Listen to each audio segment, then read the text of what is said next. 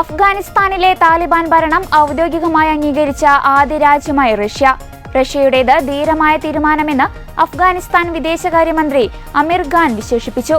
വ്യാഴാഴ്ച കാബൂളിൽ വെച്ച് അമീർ Khan Russian ambassador Dmitry ഷിർനോവിനെ കണ്ടതായി അന്തർദേശീയ മാധ്യമങ്ങൾ റിപ്പോർട്ട് ചെയ്തു. വ്യാഴാഴ്ച നടന്ന കൂടിക്കാഴ്ചയിൽ ഇസ്ലാമിക് എമിറേറ്റ് ഓഫ് അഫ്ഗാനിസ്ഥാനെ അംഗീകരിക്കാനുള്ള റഷ്യൻ സർക്കാരിന്റെ തീരുമാനം ദിമിത്രി ഷിർനോവ് ഔദ്യോഗികമായി അറിയിച്ചുവെന്നും അമീർ ഖാൻ വ്യക്തമാക്കി.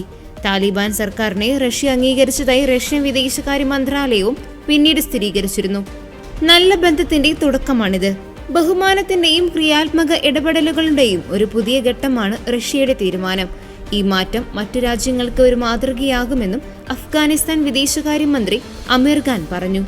2021 ഓഗസ്റ്റിൽ അധികാരത്തിൽ തിരിച്ചെത്തിയതു മുതൽ അന്താരാഷ്ട്ര അംഗീകാരം ലഭിക്കാനുള്ള ശ്രമത്തിലായിരുന്നു താലിബാൻ ഭരണകൂടം. താലിബാൻ അധികാരത്തിലെത്തിയ ശേഷം മനുഷ്യാവകാശ ലംഘനങ്ങൾ വർദ്ധിച്ചു വരുന്നതായും റിപ്പോർട്ടുകൾക്കിടെയാണ് റഷ്യയുടെ തീരുമാനം ഉണ്ടായിരിക്കുന്നത്. ഊർജം, ഗതാഗതം, കൃഷി, അടിസ്ഥാന സൗകര്യങ്ങൾ തുടങ്ങിയവയിൽ വാണിജ്യവും സാമ്പത്തികവുമായ സഹകരണ സാധ്യത താലിബാൻ ഭരണകൂടവുമായുള്ള ബന്ധത്തിൽ കാണുന്നുവെന്നാണ് റഷ്യയുടെ നിലപാട്. തീവ്രവാദത്തിനും മയക്കമരുന്നിനുമെതിരെ പോരാടുന്നതിന് കാബൂളിനെ തുടർന്നും സഹായിക്കുമെന്നും റഷ്യ വ്യക്തമാക്കിയതായാണ് റിപ്പോർട്ടുകൾ. 2021 മുതൽ അഫ്ഗാനിസ്ഥാനിലുള്ള എംബസി അടച്ചുപൂട്ടാത്ത ചുരുക്കം ചില രാജ്യങ്ങളിൽ ഒന്നാണ് റഷ്യ.